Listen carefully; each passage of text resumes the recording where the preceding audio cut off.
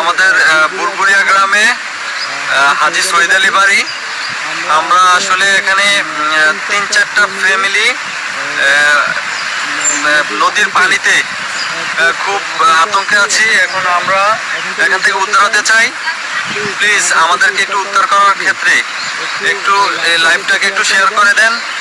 আর দেখেন আমাদের বাড়ির কি অবস্থা। এটা হচ্ছে আমাদের বাড়ির অবস্থা। এখানে মোটামুটি ঘরের ডুবার পথে। তো আমরা এখানে খুব আতঙ্কে আছি। আশেপাশে প্রচুর পানি আর পানি, এবং পানির গতি অনেক বৃদ্ধি পাচ্ছে, পানি অনেক বৃদ্ধি পাচ্ছে। এখন আমাদেরকে একটু সহযোগিতা করেন এবং কি আমাদেরকে এখান থেকে যাওয়ার একটা ব্যবস্থা করে দেন। দেখেন এদিক দিয়ে আমাদের পাশের এই ঘর একদম ভাঙ্গা, একদম চূর্ণ বিচূর্ণ হয়ে গেছে। পানির স্রোত অনেক, এখানে অনেক অনেক স্রোত অনেক। এখানে দেখা যাচ্ছে আমাদের এই যে ঘর, আমাদের ঘর একদম পানির নিচে চলে যাচ্ছে। এখন আমাদের জন্য সবাই দোয়া করবেন যেন আমরা খুব মানে সাহসের সাথে এখান থেকে দূরে মানে শিফটিং হতে পারি। আমরা আসলে মানে কি বলবো, আমাদের মানে নিজের জীবনটা এখনো মানে খুব আতঙ্কের মধ্যে আছি।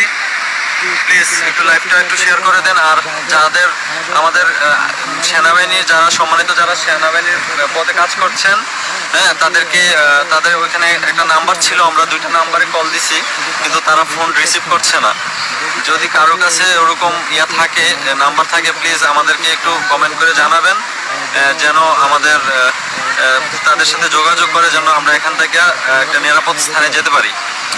মোটামুটি আমাদের যারা আছি এখানে 4-5টা ফ্যামিলি দেখা যাচ্ছে। সবাই এই যে সবাই আমরা ছাদে আছি, ছাদে বসে আছি। প্লিজ একটু ভিডিওটা বেশি বেশি করে শেয়ার করেন, বেশি বেশি করে শেয়ার করে সবাইকে দেখার সুযোগ করে দেন।